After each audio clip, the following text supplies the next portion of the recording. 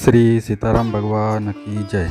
प्रश्नोत्तर मणिमाला भाग 11 में आपका स्वागत है। प्रश्न 22, तत्वज्ञ महात्मा की दृष्टि में संसार है ही नहीं, फिर लोगों को दुखी देखकर उन्हें दुख क्यों होता है? उत्तर, दुख नहीं होता, प्रत्युत व्यवहार मात्र होता है। लोगों की दृष्टि से उनमें दुख दिखता है, पर वास्तव में उनके भीतर दुख नहीं है, परंतु व्यवहार में उनके द्वारा दूसरों का दुख मिटाने की चेष्टा वैसी ही होती है। तात्पर्य है कि वे दुखी नहीं होते, पर दुख दूर करने की चेष्टा वैसे ही करते हैं जैसे साधारण मनुष्य करता है। दूसरे के सुख दुख से सुखी दुखी होना भोग है, योग नहीं। महात्माओं में भोग नहीं होता, प्रत्युत योग होता है। वे दर्पण की तरह सुख दुख को पकड़ते नहीं। योग में स्वयं सुखी दुखी नहीं होता, पर चेष्टा वैसी ही होती है। यह चेष्टा कर्मयोगी और भक्ति योगी में विशेष होती है। ज्ञान योगी तटस्थ रहता है, उसमें समता यानी निर्लिप्तता रहती है।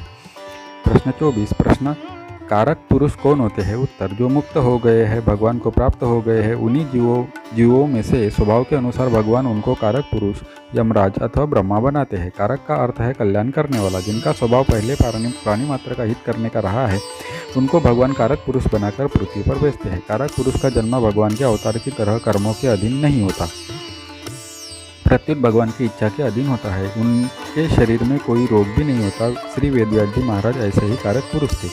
प्रश्न 25, क्या जीवन मुक्त महापुरुष के द्वारा मृत्यु से बचने की चेष्टा होती है? उत्तर, जैसे दूसरे व्यक्ति को बचाने की चेष्टा होती है, ऐसे ही उनके द्वारा अपने को बचाने की चेष्टा होती है।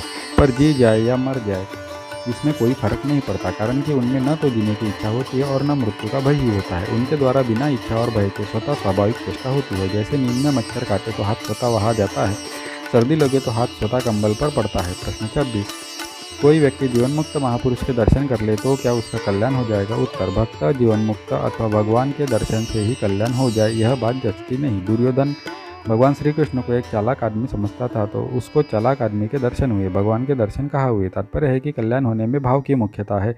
अपनी भावना, श्रद्धा, प्रेम विशेष हो तो कल्याण हो सकता है। प्रश्न 27, भीष्म पितामह जीवन मुक्त थे, फिर दुर्योधन का अन्न खाने से उनकी बुद्धि अशुद्ध कैसे हो गई? उत्तर, मनुष्य जीवन मुक्त होता है तो उसके शरीर संसार से अलग नहीं होता, प्रत्युत वह स्वयं शरीर से अलग हो जाता है। अतः अशुद्ध अन्न खाने से जीवन मुक्ति की वृत्तियाँ भी अशुद्ध हो सकती है, पर वह वृत्ति तात्कालिक होती है, स्थायी नहीं। भीष्म पितामह के जीवन से यह शिक्षा मिलती है कि मनुष्य को खराब अन्न नहीं लेना चाहिए। श्री सीताराम भगवान की जय।